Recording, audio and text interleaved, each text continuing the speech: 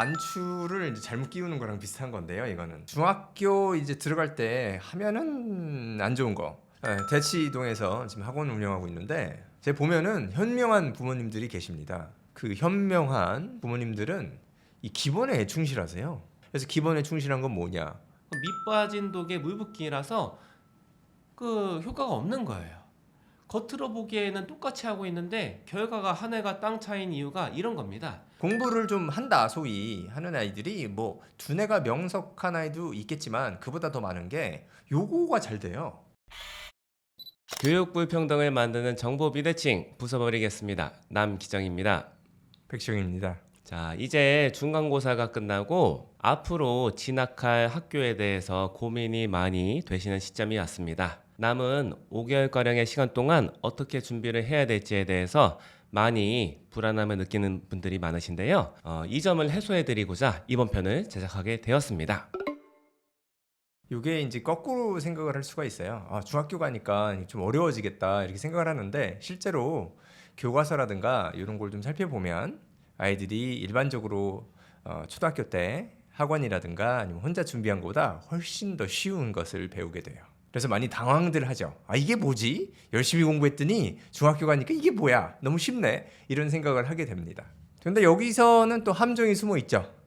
거기는 함정이라는 건 이제 K 문법이라고 하는 건데 이것이 영어 수준 자체, 지문 수준이나 문장, 어휘 수준은 낮으니까 아이들이 시험 볼 때 조금이라도 어렵게 하려고 는다고 저는 판단하고 있어요. 이 K문법의 관건은 아이들이 이제 중학교에 가서 접근할 때는 한국어랑 한문에 대한 이해가 좀 있어야지만이 접근하기가 쉬워요. 영어를 좀 잘하는데 한국어라든가 한문에 대한 이해가 부족한 아이들, 이럴 때 이제 배신감을 느끼게 되죠. 중학교 오니까 이게 별로 영어는 잘하는데 이 문법은 알 수가 없단 말이야. 이러면서 이제 실망감, 배신감, 여태까지 투자한 거에 대한 그런 슬픔을 이제 느끼게 됩니다. 흔히 말하는 이제 K문법의 대표 주자들이 몇 개 있는데요. 투부정사의 용법, 현재 완료의 용법 이런 것들입니다. 우리가 일반적으로 영어를 배울 때는 용법을 굳이 분류하지 않아도 의미를 파악하는 데 아주 큰 지장은 없기 때문에 주로 중요시하는 부분은 아닙니다. 하지만 중학교 시험에 돌입하게 되면은 이런 것들을 주로 다루기 때문에 굉장히 학생들이 혼란스러워하는 경우가 많습니다. 더더욱 놀라운 것은 문법 중심으로 나오는 이 내신 문제에서 영어를 잘한다는 평가를 받았던 아이들이 70점도 못 받는 그런 경우가 생기게 됩니다. 투부정사의 용법이나 혹은 현재 완료 용법 이런 거 중심으로 나오는 거를 해결할 수 없기 때문이지요. 이럴 때 어떻게 대응을 해야 하는지가 굉장히 중요한 것 같습니다. 저는 어느 정도는 이렇게 생각하는데요. 우리가 한국어를 잘 구사하고 그리고 글도 잘 읽어서 의미를 파악할지언정 학교에서 보는 국어 중학교 내신 시험을 반드시 잘 본다고는 할 수 없을 것 같아요. 그래서 어느 정도는 이건 실은 공부로 접근을 해야 된다. 이렇게 가이딩을 좀 해주시면 좋을 것 같습니다. 이게 실제 실용되는 언어 생활과 아예 관련이 없는 것은 아니지만 영어 구사력이 좋다고 해서 무조건 이러한 시험들을 잘 본다는 것이 보장되지는 않는다 라고 인식을 시켜주는 것이 중요하다고 생각합니다. 영어 자체의 난이도가 확 올라가게 돼요. 이게 어떻게 보면 참 신기한 건데 교과서 자체도 어려워지는데 더 문제는 아이들이 이제 봐야 되는 모의고사라든가 그리고 소위 말하는 학군지에서 나오는 내신 그 난이도가 엄청나게 높아져요. 아이들이 특히나 부교재 같은 거에서 굉장히 당혹감을 느낄 수 있을 것 같습니다. 내신도 중학교 내신이랑은 전혀 결이 다르잖아요. 중학교 내신은 말 그대로 문법이랑 서술형 기준으로 해서 변별력을 두었다면은 실은 고등학교 올라가면은 그 K문법은 여전히 변별력이 있는 요소긴 하지만 더 충격적인 것은 어휘의 수준 그리고 이 흔히 말하는 구문이라고 하는 네다섯 줄이 한 문장인 것들을 정확히 파악해야 되는데 이거를 신속하게 해야 된다는 빨리 읽는 능력의 요구 이런 것들이 굉장히 달라지는 점이라고 저도 생각하고 있습니다.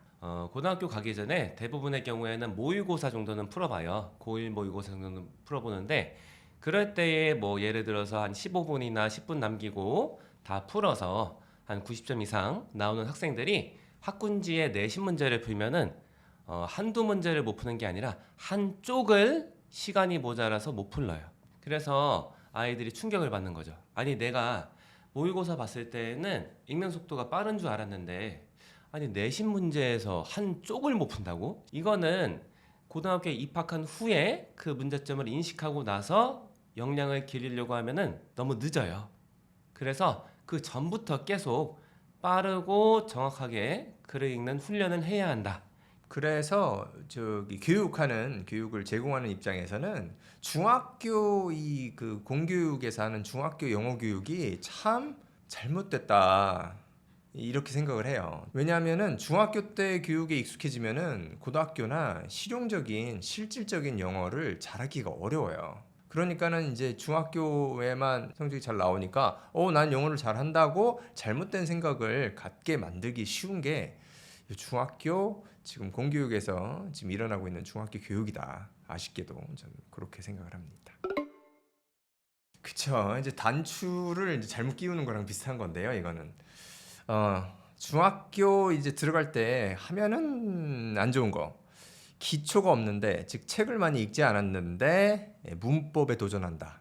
요거는 맞고 싶어요. 왜냐면은 이 글을 어느 정도 이해를 해야지, 글에 대한 의미를 파악할 수 있어야지 그때 문법도 이해하고 공부할 수가 있는 거예요. 그래서 요거가 없이 이 글을 읽어도 이해를 못 하는데 문법을 공부한다고 이해가 좋아지냐? 조금 좋아지긴 하는데 그 과정이 너무나 고통스럽고 어렵기 때문에 포기를 하게 만들기가 참 쉬워요. 그러면은 이제 궁금하실 수 있잖아요. 읽기 능력이 부족하면은 문법을 해도 효과가 낮으니까 이제 도전하지 말자 이렇게 말씀을 드렸는데, 그 기준을 삼으면 이렇게 하시면 돼요. 중학교 들어가는 예비 중1이면은 고등학교 1학년 그 교과서 또는 그 같은 수준의 글을 읽어봤는데 이해가 꽤 잘 된다. 그러면은 그 읽기 수준은 이제 문법을 공부할 수 있는 수준이 된 거예요. 그게 왜 그러냐면은 이 글을 거의 뭐 가지고 놀고 쉽게 그냥 쓱 봐도 쓱 이해가 될 수 있을 정도가 돼야지 그때 이제 문법적으로 분석이 좀 가능한 이제 그 실력이 되는 거예요. 그리고 또 생각을 비슷한 맥락인데요. 독해를 하려면 이제 단어를 알아야 된다 해서 독해 자체를 공부하지 않고 단어만 공부하는 경우가 있어요. 단어 위주로. 이것도 좋지가 않아요. 단어는 공부하나 단어를 쓰지 않으면 단어 암기한 거 다 날아가고요. 그리고 단어를 공부하고 나서 몇 개월 있다가 지문을 봐도 이게 잘 연계가 안 돼요. 이게 다른 글자들이랑 다 조합을 해서 유기적으로 글 전체의 뜻을 이해해야 되는데 그 단어만 딱 떠오르니까 이거 조합이 어려운 거예요. 그러니까 이 조합하는 훈련, 글 전체 속에서 단어나 그 문장이 어떤 역할을 하는지를 살펴보는 훈련이 돼 있어야 되는데 그 훈련 없이 단어만 공부하다 보면은 시간적 효율이 떨어진다. 저는 개인적으로 인강 듣기가 좀 부적절하다고 생각하는데 왜 그렇죠? 저는 이제 생각하기에 특히나 이게 일방향 그 동영상 시청 인강에서 두드러지는 문제라고 생각하는데요. 가장 큰 문제는 학습자가 무엇을 제대로 못하고 있는지를 인식하기가 힘들다 하는 것이 인강 듣기의 문제다. 저는 주로 이것을 어떻게 비유하냐면요. 제가 농구를 좋아하니까 농구에 빗대어서 말씀드리겠습니다. 잘하는 선수들이 농구에서 슛을 쏘는 걸 보면은 너무나 쉬워 보여요. 예, 굉장히 쉬워 보이는데 저 같은 사람이 그거를 보고서 난 따라해야지 해서 따라하잖아요. 그러면은 제가 하기에는 거의 똑같이 따라한 것 같은데 나중에 이거를 녹화해서 보잖아요. 그러면은 이 내가 아닌 것 같아. 딴 사람 아니야? 이런 느낌이 나요. 이런 게 공부에서도 이루어지고 있다라고 저는 생각을 합니다. 공부가 힘든 게 뭐냐면은 자기가 무엇을 잘못하고 있는지 혼자 파악하는 게 굉장히 힘들어요. 네. 그래서 일방향으로 듣기만 하는 수업은 위험하다. 공부를 좀 한다 소위 하는 아이들이 뭐 두뇌가 명석한 아이도 있겠지만 그보다 더 많은 게 요거가 잘 돼요. 자기가 어떻게 하고 있는지를 파악을 잘 하더라고요. 그래서 자기가 잘 파악을 하고 또 약간 그 소위 말하는 멘탈도 좀 강해가지고 부족한 거는 부족한 거 채우려고 노력을 합니다. 난 이게 약하니까 이거 한다? 좀 어려운데 그냥 한다? 이런 식으로 접근을 하더라고요. 지금까지는 예비 중1에 대한 걸 말씀드렸는데 예비 고1에 대한 거를 말씀드리자면 이제 고등학교 1학년 올라가는데 문법의 기초라고 할 수 있는 품사랑 문장 구성 요소에 대한 이해나 실제로 수행 능력이 부족하다. 즉 자기가 이해할 수 있는 글을 딱 봤는데 80% 이상 못 맞힌다. 품사를. 이러면은 고등문법을 공부하는 거는 시간 낭비가 됩니다.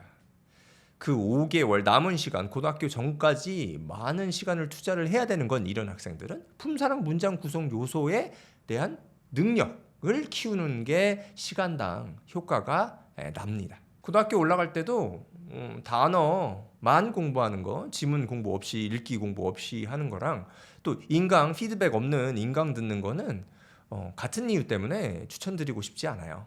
시간 낭비가 될 수 있다. 고등학교 올라갈 때도 어떻게 보면은 더 고등학교 올라갈 때 그 안 좋을 수가 있어요. 고등학교 올라갈 때 시점의 특징은 이 소위 말하는 멘탈이 정말로 흔들리기 쉬운, 가장 제가 봤을 때는 우리 학생들이 12년 동안 공부하면서 가장 마음이 불안할 수 있는 시기가 예비 고1 시기다. 저는 이렇게 판단하고 있습니다. 예비 중1을 말씀드리자면은 책을 읽어야 됩니다. 영어를 읽어야 돼요. 영어 읽기는 뭐랑 비유하자면 기초 체력을 쌓는 거랑 같습니다. 우리 그 운동선수가 어린 선수가 중요하게 여겨야 될 거는 기초적인 거를 탄탄히 해놔야 되잖아요. 그래서 기초가 꽉 찬 다음에 그 다음에 기술을 배우고 그 다음에 고급 기술을 배워야지 그런 거를 먼저 배우면은 다 무너지게 돼요. 부상을 당하게 되죠. 우리 아이들도 같습니다. 그래서 5개월 동안 남은 5개월 동안은 최대한 영어를 잘하고 싶다고 하면 기초적인 글 읽기, 책 읽기를 해야 됩니다. 여기서 중요한 거는 아이들이 지속 가능할 수 있게 해야 돼요. 5개월이 짧은 시간이 아니에요. 아이들 입장에서는 글을 계속 읽어야 되는 입장에서는. 그러니까 쉽고 재밌는 글 위주로 쭉 많이 읽게 하는 게 제일 좋습니다. 어떤 원서를 읽으면 좋을지는 다음 영상에서 안내를 드리겠습니다. 그리고 이제 중학교에 들어가니까 우리 아이들도 알고 우리 부모님도 아세요. K문법이 어려울 수 있다. 그러면은 K문법 도와줘야죠. 그럼 어떤 걸 해야 되냐? 품사랑 문장 구성 요소 훈련의 시작을 하면 됩니다. 좀 헷갈리실 수가 있을 것 같아요. 중학교 들어가기 전에 중학교 문법 섣불리 막 시작하지 말라 했는데 또 품사랑 문장 구조 하라고 하니까 일반적으로 이제 서점에 가시면은 어떻게 돼 있냐면 중등문법 책을 보시면은 품사랑 문장 구성 요소가 아주 간단하게 설명돼 있거나 아예 설명이 안 돼 있습니다. 그래서 아이들이 중등문법을 공부할 때는 품사랑 문장 구성 요소를 실제로 공부하지 않아요. 요게 이제 잘못된 거죠. 그래서 이렇게 중등문법 체계에 간단히 소개만 돼 있는, 약간 어떻게 보면 그러니까 냄새만 풍기는 요 부분에 집중해서 공부를 해놔야지 나중에 중등문법에 나타나는 중학교 문법, K문법을 잘 소화할 수가 있다. 이런 겁니다. 이거를 막 6개월 내에 끝내버리겠다, 5개월 내에 끝내버리겠다 이렇게 생각하지 마시고요. 훈련을 지금 시작해서 지금 아이가 중학교에 들어가서 문법을 시작하게 되면 상당히 도움을 받을 수 있겠다. 이런 식으로 마음을 먹고 훈련을 시작한다 생각하시면 돼요. 대부분의 교재들은 이 부분이 당연하다고 전제로 하고 다른 것을 가르쳐요. 그런데 거의 모든 학습자들, 제가 생각하기에는 3분의 2 이상의 학습자들이 이 부분이 훈련이 안 돼 있어요. 그래서 그 상위 개념을 다뤘을 때 전혀 소화를 못합니다. 마음이 급한 건 알겠지만 이 흔히 시중에 있는 문법들은 소화가 안 돼요. 뭐가 안 돼 있으면요, 품사랑 문장 성분, 이게 정립이 안 돼 있으면 소화가 안 되기 때문에 급할수록 돌아가라, 이렇게 꼭 말씀을 드리고 싶습니다. 그래서 추가적으로 이 앞으로 예비 중일, 준비 중인 학생들에게 더 드리고 싶은 말씀은 무엇이냐면은 앞으로 진학할 예정인 학교의 내신 기출 문제랑 흔히 말하는 공인영어 시험, 이런 시험을 좀 봐보면 어떨까, 이렇게 제안을 드립니다. 공인영어는 왜 봐야 하냐? 이게 실은 저는 더 중요할 수도 있다고 생각하는 게, 자기 경험이 가장 이 사람이 판단을 하는데 큰 영향을 미쳐요. 학생들은 중학교 올라가서 내신 시험을 보게 되면은 그거를 기준으로 모든 것을 판단을 해요. 문법을 만약에 어렵게 내서 여기에 변별력이 있으면은 문법이 영어에서 제일 중요하구나, 이런 식으로 생각을 갖게 되거든요. 근데 실은 이게 아닌데 이렇게 생각을 갖게 돼요. 이거를 막고자 공인영어 시험을 좀 보는 게 좋다고 생각하는 거예요. 만약에 학생이 좀 기초 단계에 해당한다. 주니어 터플이라는 게 있습니다. 요거는 볼만해요. 요거를 추천드리고 아니면 토셀이라고 해서 EBS에서 나온 그런 시험 체제가 있어요. 요거를 보는 것도 괜찮고요. 만약에 영어를 좀 잘하는 편이다 하면은 터플이나 탭스 시험을 보셔도 괜찮습니다. 그런데 중간 정도 학생들은 좀 애매하게 되는데 이런 학생들한테 적합한 것이 맵 테스트라는 것이 있습니다. 맵 테스트는 실은 전 레벨 학년한테 다 적합하다고 할 수가 있는 게 무엇이냐면은 이 시험은 현지 미국 학생들이랑 성적이 대조가 돼요. 그래서 내 실력이 어느 정도인지를 알 수가 있어요. 자기 학년에 맞게. 대부분의 국제학교에서는 입학 자격 기준으로서 이 시험을 선택을 해요. 그래서 초등학교 저학년부터 고등학생까지 흔히 말하는 미국의 공교육 기준 커먼 코어를 기반으로 만든 시험이니까요. 자신의 입지를 확인하기에 굉장히 여러 연령층에게 좋은 시험이다. 이게 장점이고요. 뭐 저희 학원에서도 이거를 시행을 하는데요. 저희 학원에서 이제 시험을 보시면은 하버드 출신 백시영 원장님께 직접 컨설팅을 받으실 수 있는 기회도 있으니까요. 괜찮은 시험이다. 이렇게 말씀을 드립니다. 첫 번째로는 이제 품사랑 문장 구성 요소를 제대로 하는지 확인을 해줘야 돼요. 이게 중학교 1학년이랑 틀립니다. 중학교 1학년 이제 들어갈 때는 약간 시작하는 단계라고 보시면 되고 고등학교 갔을 때는 어느 정도 완성이 돼 있는 게 좋아요. 그러면 그 이해 자체가 좀 부족하다 그러면은 그것을 지금 메워주고 일정 수준까지 끌어올려야 될 시간입니다. 그리고 두 번째로는 결국에는 독해예요.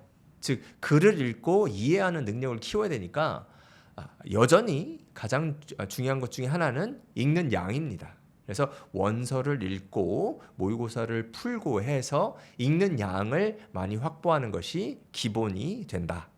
자기가 진학할 예정인 고등학교에 내신 기출 문제를 3개년도 정도 거를 풀어보면 좋다.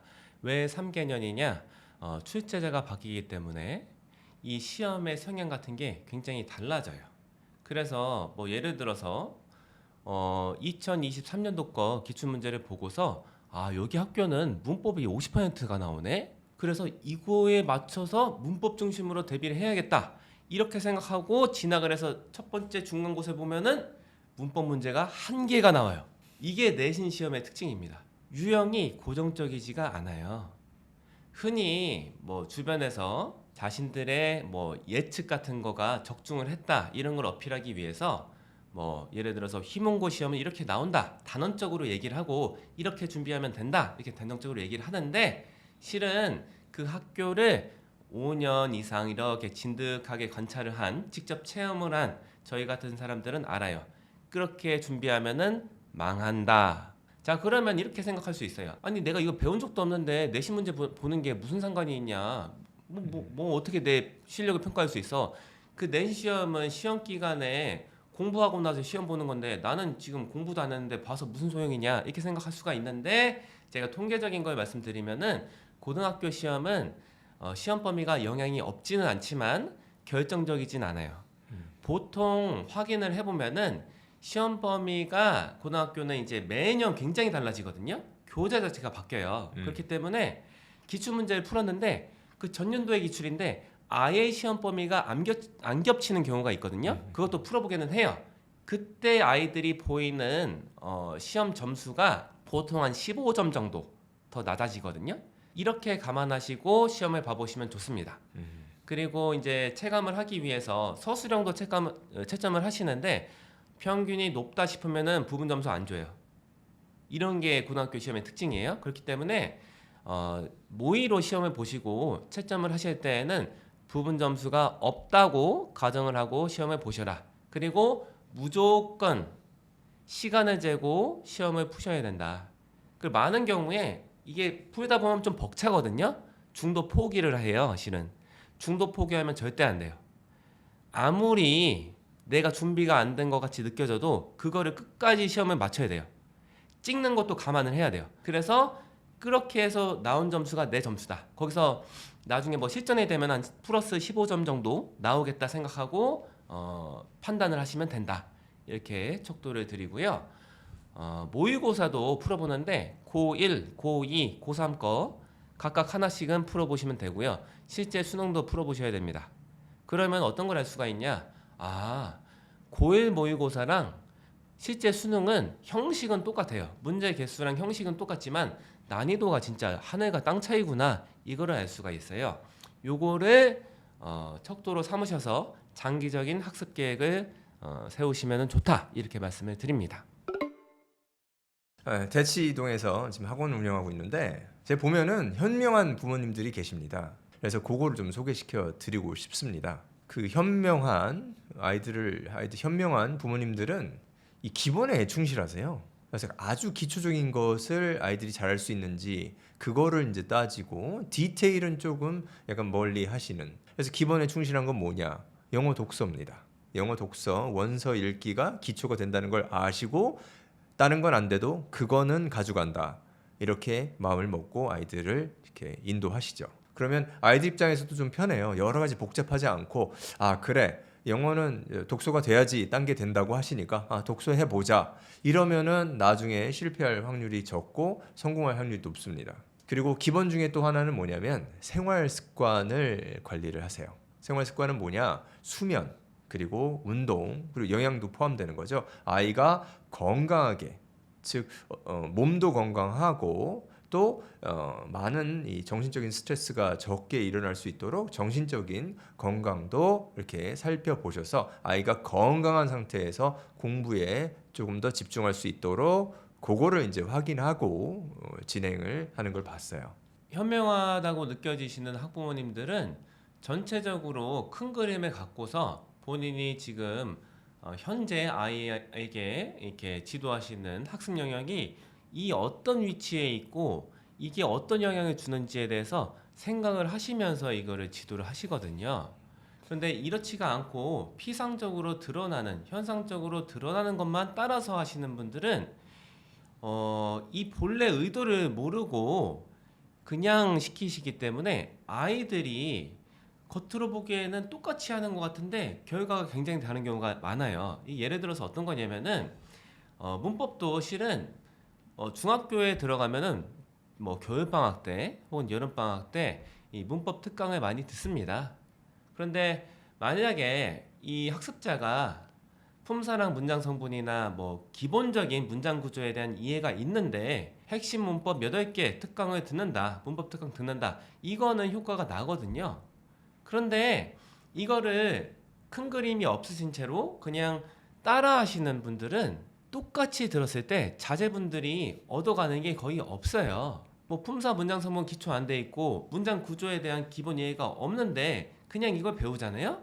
밑 빠진 독에 물 붓기라서 그 효과가 없는 거예요. 겉으로 보기에는 똑같이 하고 있는데 결과가 하늘과 땅 차이인 이유가 이런 겁니다. 초등학교 때 됐으니까 뭐 토플 디베이트 해야 되고, 중학교 때 됐으니까 문법 특강 들어야 되고, 고등학교 때 됐으니까 뭐 수능 특강 들어야 되고, 구문 특강 들어야 된다. 이렇게 그냥 시기에 따라서 가시면은 안 된다, 이렇게 말씀을 드립니다. 그러면은 중간중간에 이게 잘하고 있는 건가? 궁금하실 것 같아요. 어떤 식으로 확인하면 되죠? 이 방법은 제가 예전 영상에서 말씀드린 신호등 방법을 써주시면 좋습니다. 한 주 동안에 무엇을 배웠는지 아이한테 책을 갖고 오게 한 다음에 설명을 해보렴. 엄마가 혹은 아빠가 이해할 수 있게끔 배운 내용을 좀 알려줘. 아이가 책을 한 줄 정도만 펴서 읽고서 이런 내용이었지 하고 청산유수로 잘 설명을 한다 하면은 청신호.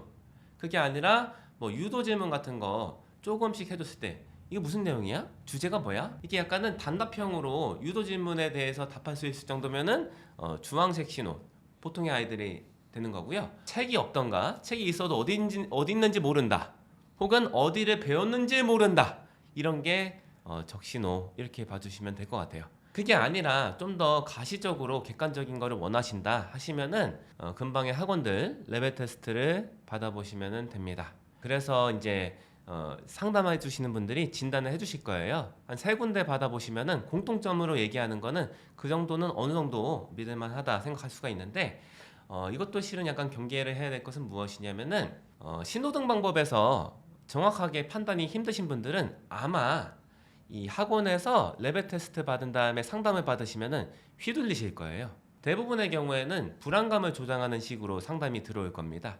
그래서 그 학원의 주력으로 삼는 콘텐츠를 이제 연계를 유도를 할 텐데 계속 휘둘리게 되실 수 있으니까요. 조심하시면 좋고요. 그 확인 주기를 뭐 굉장히 너무 간격을 가깝게 두시는 것도 별로 안 좋아요. 뭐 예를 들어서 한 달에 한 번씩 아이의 상태를 평가한다 하면은 그리고 그거 결과에 따라서 학습 방향을 바꾼다 하면은 정말 혼란스럽게 될 수가 있습니다. 그래서 한 6개월 정도 주기가 적당하지 않을까 이런 생각을 합니다. 오늘 말씀드렸던 부분을 중심으로 아이의 학습을 점검해 주시고요. 시간 낭비 없이 효율적으로 공부하시기를 바라는 마음입니다. 다음 영상에서는 오늘 말씀드린 방법들을 구현하기에 적합한 책들을 추천해 드릴 건데요. 다음 영상도 기대해 주시기를 바랍니다. 그럼 이 정도로 마무리할까요? 네. 감사합니다.